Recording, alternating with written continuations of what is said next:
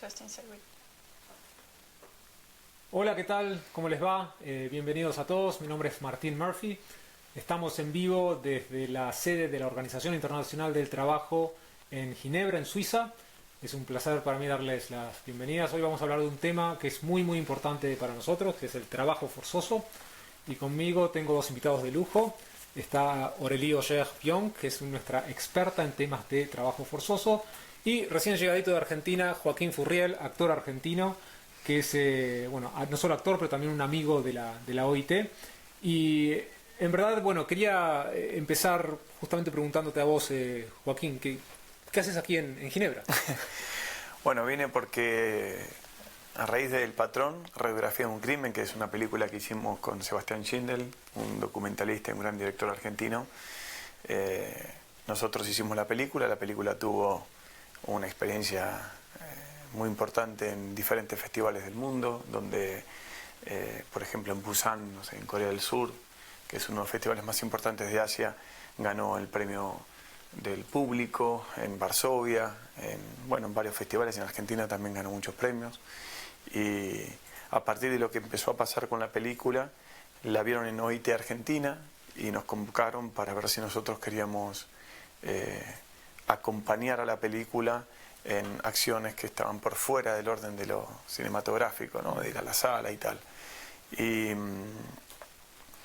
nos informamos sobre la campaña 50 for Freedom en ese momento y nos sorprendió que la película respetaba de manera muy fiel todo el protocolo de la esclavitud contemporánea. Entonces, el motivo por el cual estoy acá en Ginebra es por eso, porque mañana se va a dar la película y estamos muy expectantes, ¿no? Con la invitación, en principio, muy agradecido de estar acá y de tener la posibilidad de comunicar la problemática y mañana de poder hablar con quienes vengan a ver la película. Exactamente, sí, la película está El Patrón, que la vamos a estrenar en el 2015, ¿no? La vamos a mostrar mañana aquí en Ginebra por primera vez en Suiza. Es un placer para nosotros y es una película, como decía Joaquín, que muestra muy bien lo que es el trabajo forzoso.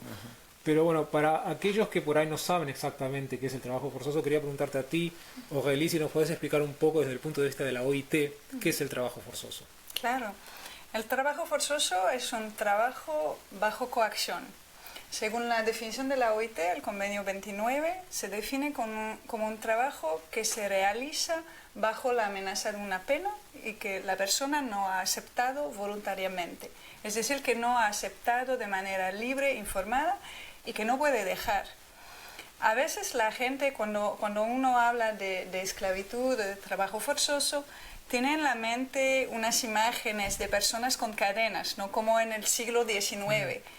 Mientras que hoy en día los medios que se usa para mantener a una persona en trabajo forzoso son medios mucho más sutiles, como se enseña en la película.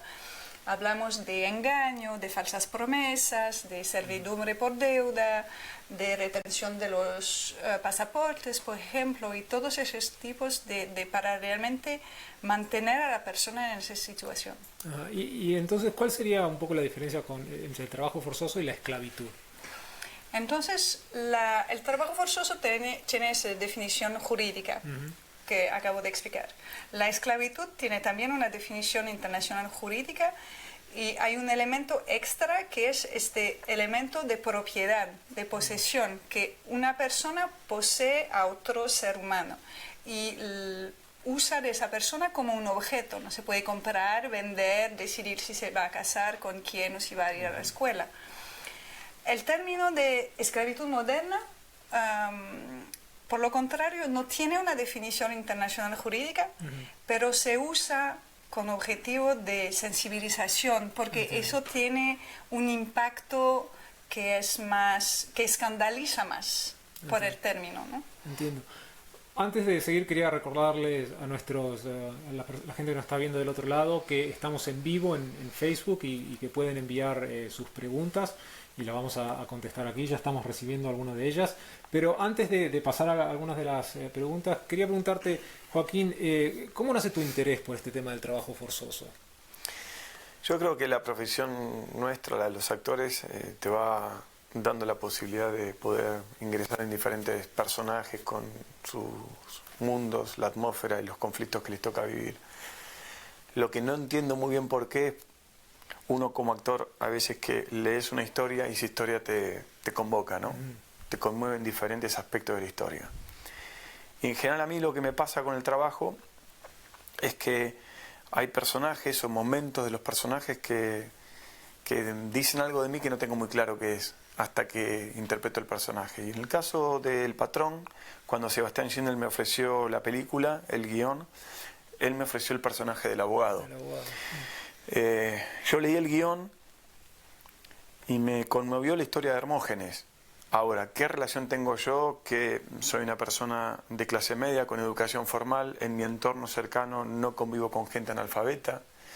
O sea, había muchos aspectos del personaje que parecerían muy lejanos a mi realidad. Sin embargo, lo que le pasaba al personaje a mí me conmovió mucho.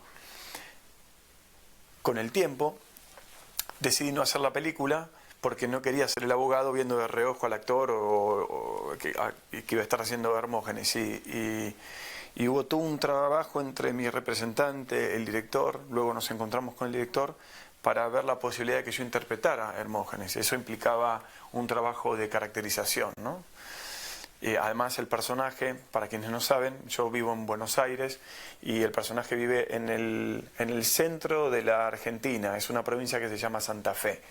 Es un caso verídico, leí el guión, leí la novela, trabajé mucho sobre los aspectos que tiene el personaje. ¿Qué ocurrió? Lo que me empezó a pasar a mí es que cosas que yo veía desde chico no le podía poner el nombre adecuado, no podía, porque uno de los grandes problemas que para mí tiene la esclavitud moderna es que en países como Argentina y en muchos países está totalmente, culturalmente está aceptada la figura del patrón, que la película lo expone de una manera tan cruda. Es una figura que en la Argentina mucha gente te dice, no, que yo tengo un buen patrón, como si fuese una especie de alguien paternalista que te va a resolver tu vida. Bueno, esta imagen, si podés contar un poco esta imagen del patrón, ¿qué significa el patrón? ¿No? Que no es ser el jefe que uno tiene formalmente en una empresa. No, el patrón en la Argentina existe desde la época de la construcción de nuestro país. Es una construcción desde ya que viene del ámbito rural, que era un terrateniente que tenía tierra, ganado, se dedicaba a la agricultura y era la persona que tenía derecho a tener gente trabajando en condiciones informales, básicamente. Entonces, yo desde chico iba mucho, yo soy de Almirante Brown, que es el conurbano de Buenos Aires, soy de Adrogué, y yo jugaba al fútbol con los chicos, por ejemplo, que del otro lado de la vía, que era mi barrio era clase media, el otro barrio era clase media baja y clase baja. Sin embargo, en las conversaciones y todo, siempre a mí había algo que me llamaba la atención. También iba mucho al campo, a un campo en Cañuelas, y veía lo que nosotros conocemos como gauchos, cómo trabajaban, cómo eran sus vidas. Y con el tiempo empecé a darme cuenta que a mí me sensibiliza la situación de las personas que están bajo condiciones informales de trabajo, explotadas. No me resulta indiferente esa problemática. Y cuando me llegó el guión y finalmente pude hacer el personaje, pude poner en palabras y también con mi oficio contar una historia desgarradora, porque pude entender, por ejemplo, algo que para la clase media no es tan habitual, no creo que nadie haga ese ejercicio, pero es bueno entenderlo, que es cómo sería vivir la vida si uno fuese analfabeto, si todos los símbolos que nos rodean nosotros no los entendemos. A partir de ahí ya arrancás con un déficit enorme en cuanto a cualquier derecho que tengas. Si además las instituciones no están ocupándose del tema, tenés un Estado que figura ausente en determinados habitantes de su sociedad, de repente esta persona que vive en un lugar muy pobre, como hay zonas de Santiago del Estero, que además por las corporaciones ojeras se vieron obligados a emigrar, van a la ciudad, llegan a Buenos Aires y se encuentran con la figura de un patrón, una persona que les da trabajo, que les da donde vivir. Claro, vivir en las condiciones en las que vive Hermógenes, para nosotros, clase media, que tenemos un trabajo formal, podemos decir, uno no puede vivir así, pero para él, en comparación de donde él venía, es una mejora. O sea, él entiende que está mejorando. Y a partir de ahí ocurre esto que decía Aureli, que empieza el patrón a quedarse con su documentación, a cambiarle el nombre, a cambiarle las exigencias laborales, los horarios laborales. Entonces esa informalidad empieza a hacer de Hermógenes un vivo ejemplo de cómo una persona no se va dando cuenta que está entrando en una red de explotación. Ahora, quizás pensaba hoy, claro, con el trabajo sexual, con la explotación sexual, con el trabajo infantil, uno puede verlo y rápidamente decir, eso está mal. Ahora, el trabajo esclavo es más complejo de poder dilucidar dónde está ocurriendo y hay que estar con el foco mucho más alerta, porque muchas veces yo he ido a carnicerías a comprar y cosas que observo ahora atentamente, antes se me pasaban un poco por alto, porque veía cómo de repente el patrón trataba a algunos de sus empleados y me quedaba, pero digo, esa persona... Ahí empezás a identificar. Creo que eso es algo que la película nos puede venir bien verla y ver si nos despierta alguna sensibilidad con la temática, como me la despertó a mí, tener la posibilidad de, en lo cotidiano, tratar de ponernos más exigentes los que podemos ver estas situaciones y denunciarlas para que podamos achicar esa, 11 millones de personas. 21, perdón, eso 11 quería... millones de hombres, claro. De mujeres y no... Eso quería preguntarte, Aurélie, porque Joaquín estaba hablando del caso de Argentina, ¿no? De América Latina. Primero tengo entendido que son 21 millones de personas que todavía están que son víctimas del trabajo forzoso. Ahora, ¿es un tema que solo afecta a países en vías de desarrollo o es algo que afecta a diferentes tipos de países? No, el trabajo forzoso afecta a cada país. Todos los países tienen trabajo forzoso.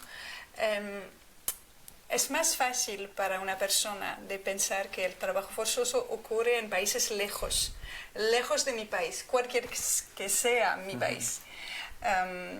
Pero de hecho el trabajo forzoso ocurre en todas las regiones, todos los países, en muchos sectores diferentes. Sabemos que hay sectores más a riesgos, ¿no? Hay muchos casos de trabajo forzoso en el trabajo doméstico, en la agricultura, la pesca, la manufactura, confección, pero de hecho hay en muchos sectores diferentes. O sea que también en los países desarrollados se encuentran... En todos. Okay. En todos. ¿Y tienen diferentes características? ¿O se puede hablar de patrones entre países? Es verdad que en algunos países vamos a encontrar formas de trabajo forzoso que se vincula a la discriminación, por ejemplo, en África o en América Latina, poblaciones indígenas, por ejemplo, que son víctimas de trabajo forzoso que quizás no se encuentra en otros países. En la Unión Europea, por ejemplo, vamos a encontrar muchas formas que son vinculadas a la trata de personas para explotación sexual o para explotación laboral. Pero, por ejemplo, trabajo forzoso en la agricultura se encuentra en países desarrollados como en los demás, ¿no? Perfecto. Vamos a una de las preguntas que están llegando ya y por favor sigan enviando preguntas. Esta viene de Isa, que ya un poco la respondiste, pero yo le voy a sumar otra pregunta. Ella dice, una pregunta a Joaquín Furriel, ¿qué te motivó a tomar este rol? Y yo también le sumaría a eso, ¿cómo hiciste para prepararte para este rol? Sí, es cierto, la primera quizás ya la respondí, ¿no? Que me conmovió mucho la historia y pude, gracias a la película, ponerle palabras y ponerle una observación, bien clara de muchas situaciones que veía de injusticia que no sabía muy bien cómo catalogarlas, ¿no? El personaje fue un trabajo, armamos un equipo de trabajo, trabajé con una entrenadora vocal porque tenía que hablar como alguien de Santiago del Estero. Trabajamos con una excelente maquilladora también para todo el tema de la caracterización y después tuve un asesor cárnico que fue quien me enseñó a trabajar con la carne, ¿no? Porque en la película se ve toda la transformación de cómo él aprende el oficio de carnicero y cómo finalmente en el transcurso de la película él cada vez va teniendo más herramientas para poder manejarse con el mundo de la carne. La película habla por un lado de la explotación y por otro lado de la mafia de la carne, ¿no? Así que fue un trabajo por capas, fue como ir sumando capas. Ahora es cierto que la noche anterior a filmar, me fui a dormir y no sabía si cuando uno pone el embrague, pones primera, segunda, si el auto no se te para, Hubo un momento que tenía tanta información y ya había que hacer el personaje, y lo que a uno como actor, lo que uno aspira cuando uno está rodando, es que no se vea una sola de todas esas capas, que se vea un personaje, porque donde se ve todo eso no tiene más sentido el trabajo que hacemos, creo yo. Y hasta el día de hoy es una película que me sigue y un personaje que me sigue dando muchísimas felicidades, Hermógenes. Realmente trabajé con un equipo maravilloso y la película tiene, para mí es una película que tiene alma. Yo la vi la primera vez y me quedé tranquilo porque dije, bueno, podrá tener muchas subjetividades de parte de los espectadores, pero la película tiene alma, tiene su clima, ¿no? Lo que cuenta está. Sí, y te preguntaba eso porque realmente, bueno, cuando te conocí hoy en persona y haber visto la película, es increíble la transformación desde tu físico hasta la forma en cómo hablas, ¿no? Sos otra persona totalmente diferente. Y hablando del impacto que tuvo la película, ¿no? De los premios que ganó, de la crítica, de lo que dijo la crítica, pero como vos decís, es una película que la ves y realmente te impacta, tiene un ambiente muy, yo diría, pesado, o sea, es hiperrealista también, sí, ¿no? Sí, te deja realmente marcado. O'Reilly, te quería hacer una pregunta que me quedé pensando cuando hablabas de los diferentes sectores y de los diferentes países que existen, todos los países, ¿no? ¿Es un tema que afecta más a las mujeres el trabajo forzoso, o también los hombres son igual de víctimas que las mujeres? Yo diría que eso forma parte de los mitos a propósito de la esclavitud moderna, que durante mucho tiempo se creía que la esclavitud moderna afectaba más a las mujeres y que era básicamente alrededor de la explotación sexual. Ahora sabemos que de verdad, cuando se trata de la explotación sexual, las mujeres son las primeras víctimas, como el 98% son mujeres víctimas de trata para explotación sexual. Pero el mayor número de víctimas son víctimas de trabajo forzoso para explotación laboral. Y en este ámbito sí los hombres son víctimas. Es el papel de Hermógenes. Hablaba del sector de la construcción o de la agricultura, de la pesca. Son sectores donde la mayoría de las víctimas son hombres. Joaquín, contame, ¿cómo fue un poco y esta es una de las preguntas que viene de María. Dice, ¿cuál fue la reacción de la gente en Argentina al ver la película? Bueno, la película es una película independiente que se hizo con los recursos justos como para poder filmar, se hizo en 4 semanas, y la reacción, a mí me pasó, por ejemplo, que iba a los programas a promocionarla y los periodistas que habían visto la película, yo prácticamente no tenía que hablar, hablaban ellos. Son esas películas que vos vas sintiendo que, bueno, era una historia que era necesaria, que le dio luz a una problemática que de otra manera todavía estaría fuera de debate o fuera de comentario. Fue una película que la vio mucha gente, la sigue viendo, y a mí se habló mucho, porque también la película, al hablar de la corrupción en el mundo de la carne, para los argentinos es un tema muy particular ese. Una película que se comentó, y al día de hoy algo que destaco de la película es que muchas veces yo percibo que el cine, hay gente que no ve cine, que está afuera de la posibilidad de ver cine o teatro. Hay sectores socioculturales que no tienen acceso. Ahora, son los sectores que, por ejemplo, a uno lo reconocen por programas de televisión. Por eso siempre me gustó mucho hacer televisión, porque te da la posibilidad de acercarte a un público mucho más vasto y más generoso en ese sentido. Muchísima gente que vio El Patrón o que me dijo en la calle que había visto El Patrón, me di cuenta que no es ese sector sociocultural que ve cine. O sea que la problemática, la temática de la película los convocó, porque hablaba de ellos, de su problemática, de la de su familia, ¿no? Y en ese sentido es muy gratificante como actor cuando vos sentís que tu trabajo, que ya no te pertenece, como la película a mí no me pertenece, ni al director ni a ninguno de lo que le hicimos nos pertenece, empieza a tener su vida propia. Y es una película que al día de hoy se sigue viendo y la gente la comenta. Antes, cuando estábamos charlando, me comentabas que te ha pasado de que hay gente que por ahí está trabajando en trabajos un poco más precarios y te para y te dice, sí, Joaquín es realmente así, como, sí. ¿no? Como... Claro, es que uno está acostumbrado a que te puedan reconocer por la televisión o por alguna película, más desde una sensación de entretenimiento, de haberla pasado bien o no, o alguna serie que hice, tal, pero en este caso es como si estuvieses hablando de la problemática con la que ellos conviven, ¿no? Pero sí, me ha pasado, justo Aurélie decía que la construcción es uno de los ámbitos donde mayor trabajo informal hay. Es tal cual. En Buenos Aires, en general, mucha gente que está trabajando en construcción me dicen, Furriel, vi la película, y me hacen comentarios sobre la película, ¿no? Y además que hay mucha gente del interior de la Argentina, de las provincias argentinas, que emigra a la ciudad en busca de cualquier trabajo para sobrevivir. Y todos ellos, muchos de ellos vieron la película, ¿no? Increíble. Aurélie, tenemos una pregunta aquí que viene de Martín Alejandro. Dice, pregunta para Aurélie Auger-Pion. ¿Hay algún informe mundial o regional de trabajo forzoso en el que uno pueda saber más sobre el tema? Y ya que, si contestas esta pregunta, también te añado la otra. ¿Qué está haciendo la OIT para luchar contra este tema, ¿no? Bueno, para tener informaciones, claro, primero hay el sitio web de la OIT. Tenemos una plataforma, una página dedicada al trabajo forzoso, trata de personas y esclavitud moderna, en que se puede tener informaciones. Y Martín, hablabas de las estimaciones, ¿no? De las cifras del 21 millones de víctimas. Vamos a tener una nueva estimación en septiembre, actualizada. Así que también es no solamente una estimación cualitativa, pero también con muchos datos sobre las regiones afectadas, las formas, etc. Y la OIT,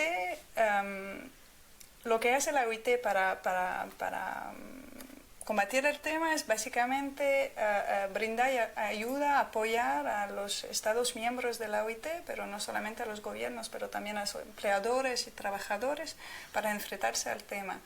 Y yo diría que hay dos aspectos fundamentales. El primero es el lado normativo, que tenemos un convenio 29, un convenio 105 sobre el trabajo forzoso, y recientemente hemos adoptado un nuevo protocolo sobre el trabajo forzoso. Y ayudamos a los gobiernos a aplicar esos instrumentos internacionales, y un lugar donde la persona puede buscar información es en el sistema de supervisión de las normas, porque cuando un país se ratifica un instrumento internacional, debe aplicarla y debe informar a la OIT cómo se aplica. Y tenemos todo un sistema que es completamente público. Tenemos un sitio web, la gente puede buscar por tema, por ejemplo, por tema de trabajo forzoso, trabajo infantil, cómo cada país aplica esos convenios internacionales. Y es una fuente de informaciones increíbles. Y el otro lado es la asistencia más técnica que brindamos a los países en materia de capacitación, por ejemplo, lo que decía Joaquín antes, la dificultad de identificar el trabajo forzoso. Eso es un problema clave. Y, por ejemplo, la OIT organiza muchas capacitaciones de inspectores laborales, policías, jueces, para manejar, para mejorar la manera de identificar e investigar a los casos de trabajo forzoso. Eso es un ejemplo. Bueno, aquellos que quieran saber más sobre el trabajo forzoso, lo que hace la OIT, lo que les invito es al sitio de la OIT, que es www.ilo, de International Labour Organization.org, y ahí buscar el sitio donde hablamos de trabajo forzoso. Ahora, Aurélie, quería preguntarte también, mencionaste el protocolo, y vos también, Joaquín, lo mencionaste varias veces, el protocolo. ¿Qué es este famoso protocolo sobre trabajo forzoso? El protocolo es un nuevo instrumento que fue adoptado por la Conferencia Internacional de Trabajo en 2014. Y es un protocolo que no cambia la definición del trabajo forzoso, quedamos con la definición del convenio 29 de trabajo forzoso, pero pide a los estados de adoptar medidas prácticas y eficaces en el ámbito de la prevención, de la protección de las víctimas, pero también del acceso a la justicia, de los medios de compensación de las víctimas. Y como cualquier instrumento jurídico, básicamente cada país tiene que ratificarlo primero para después que tenga obligaciones a aplicarlo.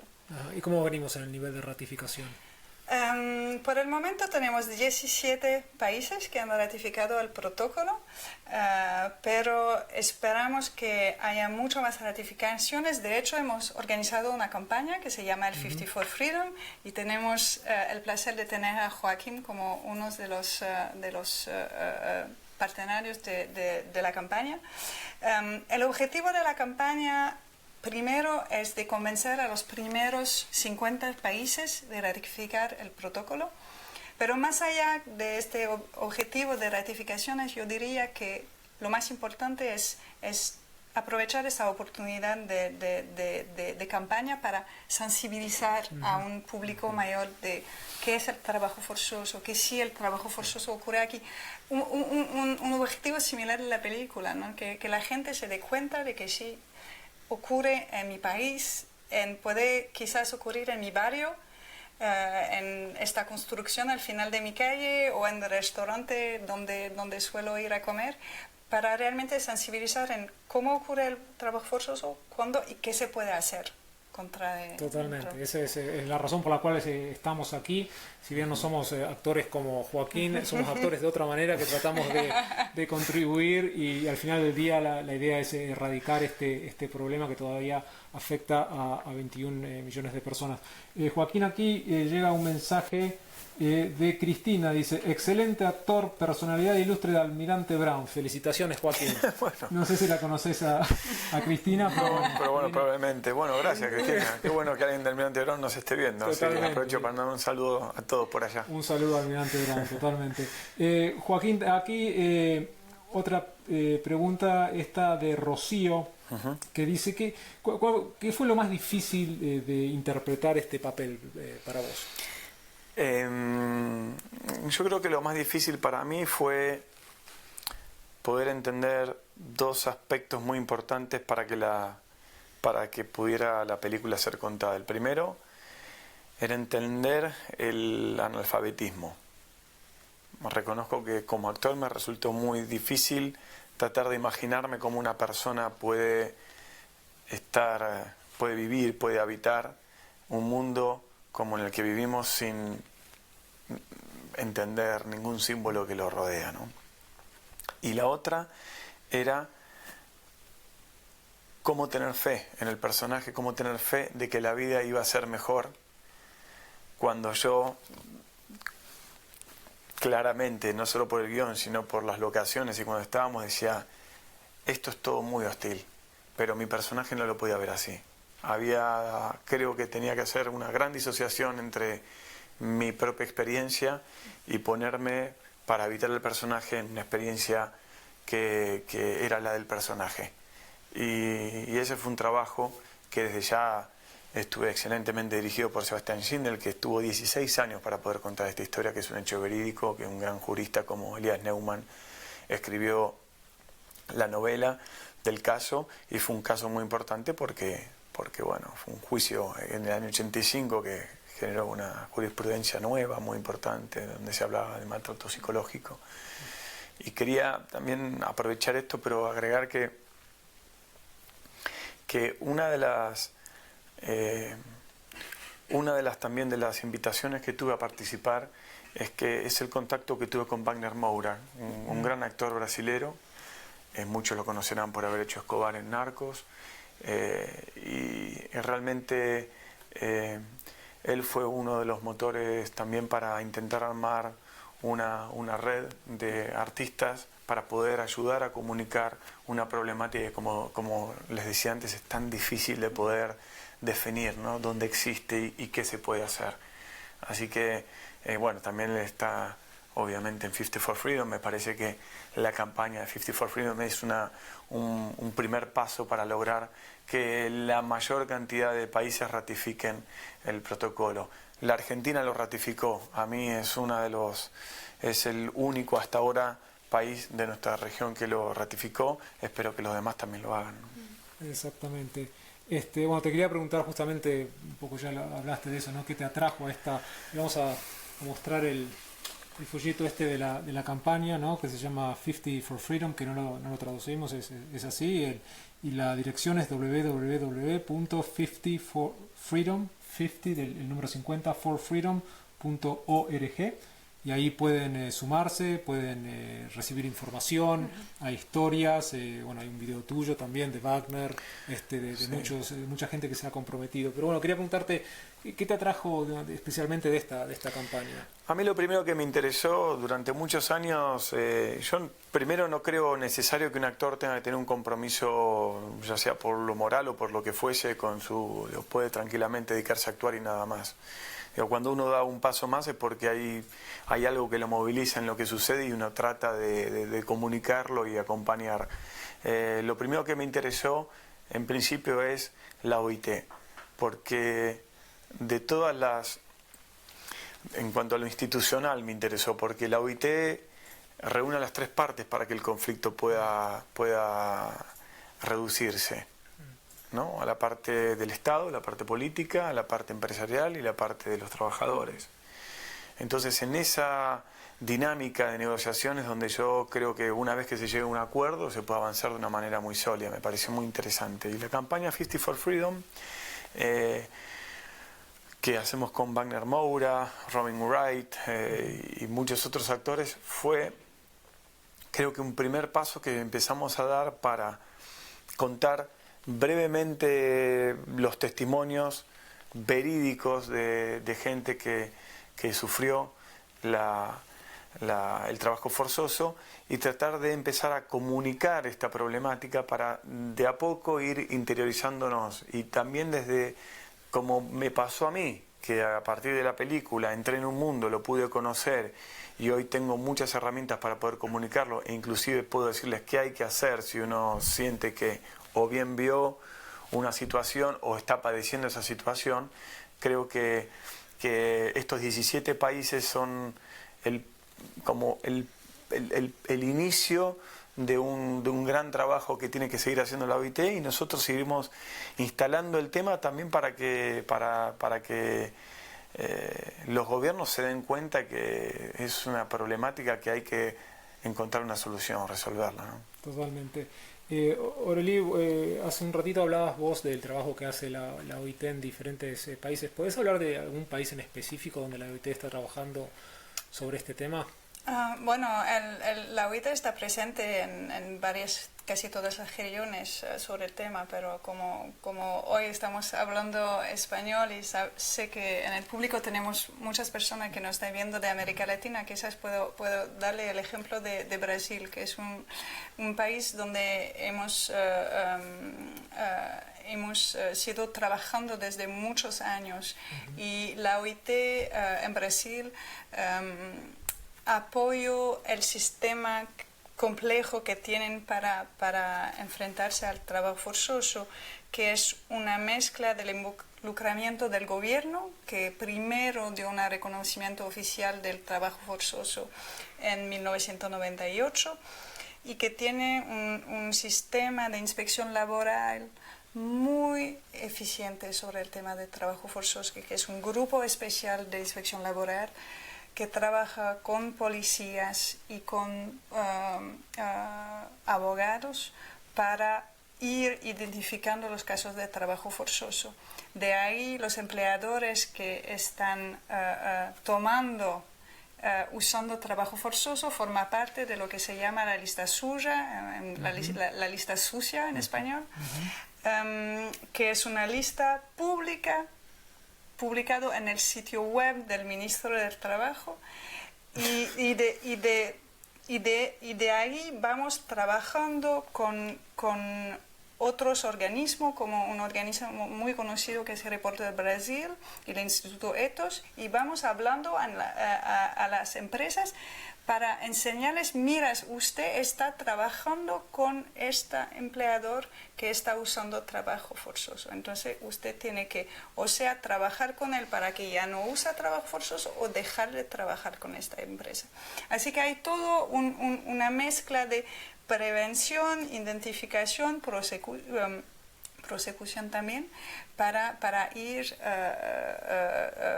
realmente combatiendo el trabajo forzoso. Y en todo eso la OIT tuvo el papel de tener a todas esas personas hablando juntas y trabajando juntas. Entonces, más un papel de coordinación, ¿no?, entre los diferentes actores. Y es esa coordinación que sí funciona. Hablando de América Latina, aquí llega una pregunta de Matías y dice si la situación en general en América Latina, en términos de trabajo forzoso, en la lucha contra el trabajo forzoso, está mejorando o empeorando. ¿Se puede hablar de algunas...? Yo diría que en el marco legal, que sea en América Latina o en otras partes del mundo, va mejorando, porque ahora muchos países tienen un marco legal para combatir el trabajo forzoso, para condenar penalmente al trabajo forzoso, la trata de personas. El problema que sigue es la aplicación. Es decir, que tienen una ley, una buena ley, pero la aplicación es otro problema. Es difícil de decir si, en términos del número de víctimas, por ejemplo, si va mejorando o por lo contrario. Porque lo que pasa es que antes no se hablaba de eso. Así que si ahora tenemos un gran número de víctimas, puede decir que hay más o que básicamente la identificación se mejora. Claro. Entonces no podemos tener un análisis sobre las cifras, pero sí lo que podemos decir es que va mejorando en el término que hay mejor leyes que antes. Y hay, como lo decía antes, el enfoque que antes estaba solamente sobre la explotación sexual se va ampliando a los términos de explotación laboral. Te voy a dar un ejemplo súper sencillo. Algunos años atrás yo estaba en Brasil y había un caso de trabajo forzoso en un taller en Sao Paulo, en taller textil, de confección textil. Y las víctimas que se habían escapado fueron protegidas por la inspección laboral y no había un lugar seguro donde podían ir. Porque en aquella época en Sao Paulo todos los abrigos para víctimas de trata eran abrigos para mujeres. Porque inicialmente habían sido creados para víctimas de trata, para explotación sexual. Y entonces, de hecho, naturalmente, eran reservados a mujeres para protegerlas, ¿no? Lo que tenía sentido. Pero no había ningún lugar seguro, ningún abrigo donde podían ir a proteger a esas personas. Increíble. Y eso sí se va mejorando. Perfecto. Y bueno, y vamos a ver en cuanto a la medición, este nuevo informe que sale en septiembre. Sí, septiembre. Lo esperamos en septiembre con las nuevas cifras, a ver qué muestra. Bueno, siguen llegando felicitaciones a Joaquín por la película. Muchas gracias. Creo que vas ganando 2-0, ninguna felicitación para nosotros dos, pero bueno, igual aquí seguimos. Va a terminar en empate. Aquí Joaquín, bueno, eso venía de Julia Campos. Después Martín Alejandro, que ya preguntó, pero está preguntando de vuelta, dice: Joaquín, hiciste esta película, El Patrón, ¿no?, que trata este tema. ¿Qué te gustaría hacer de ahora en más para seguir trabajando sobre este tema? ¿Tenés pensado algo? No, en principio lo que tenemos pensado con la OIT de Argentina, con Pedro, Mariana y toda la gente de OIT Argentina. ¿A quién les mandamos un saludo? Sí, aquí? les mandamos un saludo. Es seguir trabajando en conjunto para poder seguir comunicando la problemática, seguir acompañando la campaña 50 for Freedom y también pensar juntos diferentes estrategias y posibilidades para que esta temática cada vez esté un poco más presente en nuestra sociedad, y juntos también, no solamente nosotros, sino también entre todos ir pensando cómo podemos ir comunicando y tratando de achicar este margen de trabajo forzoso, ¿no? Así que en principio mi viaje aquí a Ginebra tiene que ver con eso. Justo estoy en el medio de la promoción de una serie, pero para mí era muy importante dedicarme estos 3-4 días aquí para también saber cómo trabajan ustedes, para poder seguir informándome y tratar en Argentina de hacer el mejor trabajo posible, porque porque me interesa, porque desde el momento que leí el guión algo me convocó, me conmovió, y es algo por lo cual yo tengo ganas de seguir trabajando con todos. Así que, en principio, eso. Vamos a seguir trabajando así. Bueno, muchas gracias. Bueno, y aquí ya estamos llegando al final, pero bueno, quiero dejarte la última pregunta a ti. Aurélie, también preguntarte, bueno, ¿cómo sigue el trabajo de la OIT de aquí al futuro sobre este tema, ¿no? Bueno, en los próximos pasos, digamos, a muy corto plazo, tenemos las nuevas cifras en septiembre. En noviembre tendremos una conferencia global sobre trabajo infantil y trabajo forzoso en Buenos Aires. Sí, sí, hay mucha expectativa. Que es una conferencia global, entonces con todos los estados miembros de la OIT, entonces es algo con un ámbito muy importante, y ojalá que en noviembre tendremos más ratificaciones del protocolo desde de ahora hasta allá.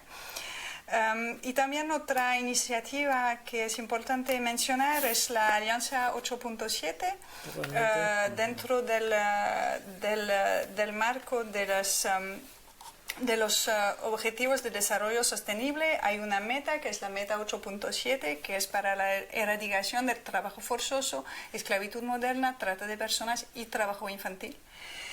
Y para alcanzar esa meta se formó la Alianza 8.7, que la OIT, que no es una alianza de la OIT, por el momento la OIT es el secretariado de la alianza, pero tiene como meta de facilitar básicamente el alcance de esa meta 8.7, es de coordinar todos los esfuerzos, y creo que un objetivo importante es de acelerar el tiempo, es decir, que no solamente la OIT, hay muchos actores que sí actúan a combatir el trabajo forzoso, pero tenemos que ir más rápidamente, tenemos que coordinar los esfuerzos, coordinar los recursos para así alcanzar este objetivo último, que es la erradicación. Perfecto, bueno, yo iba a concluir con esas mismas palabras, pero lo cerraste perfecto, Aurélie, así que ni siquiera voy a intentarlo. Lo que voy a decir es muchísimas gracias, Aurélie. Joaquín, una vez más, bienvenido a Ginebra, muchas gracias. Gracias a ustedes por estar con nosotros, y bueno, y si quieren más información sobre el tema, vayan al sitio de la OIT, ilo.org, y ahí van a encontrar mucha información. Ya tienen el sitio de la campaña 50forfreedom.org, así que por favor únanse a nosotros, y bueno, seguiremos trabajando contra este mal. Muchas gracias, adiós.